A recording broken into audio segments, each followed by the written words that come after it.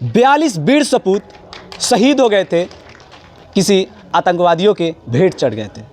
आज हमारे साथ एक रिटायर फौजी हैं, देश के ऐसे सेना नायक हैं जो अपने जीवन का कुछ समय कारगिल युद्ध में भी बिताया है। मतलब सीमा पर रह करके उस घटनाक्रम को देखा है अपनी आंखों से उस क्रम को देखा है जिस समय उनके अपने साथी भी शहीद हुए।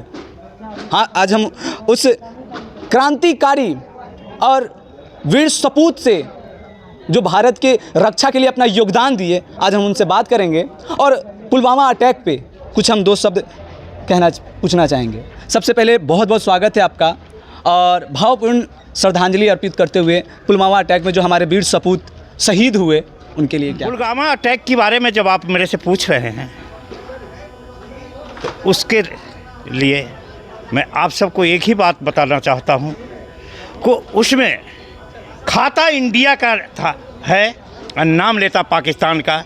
उसको गद्दारों का हाथ था जिसके कारण से हमारे 42 सैनिक शहीद हुए।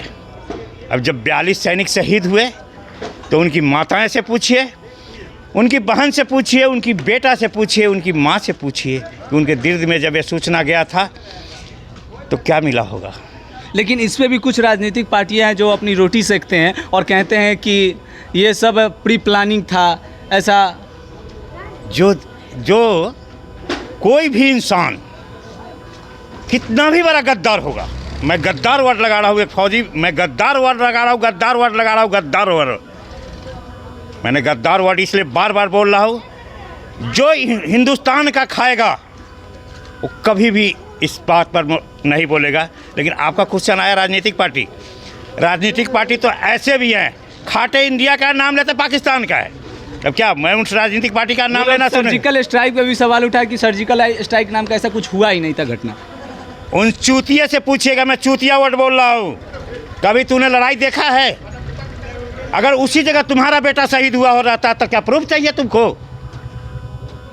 उस राजनीतिक पार्टी से मैं आपको मेरे तरफ से पूछिए कि पुलवामा अटैक में जब जिनकी शरीर छत्र विछत्र हो गई थी, जिनके पैर कहीं थे, किसी का सर कहीं था, किसी का धड़ कहीं था, क्या इसे भी प्रूफ चाहिए?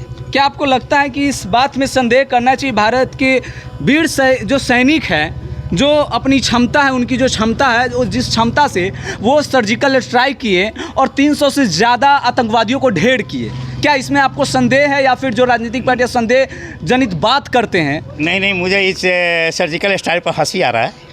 मैं उस समय शायद आप जब ये घटनाक्रम हो रहा है तो मैं श्रीनगर में ही कार्यरत था जी। सर्जिकल स्ट्राइक, इन नेता जो बोल रहे हैं उनको पूछिए तो कभी कि सर्जिकल स्ट्राइक होता क्या है।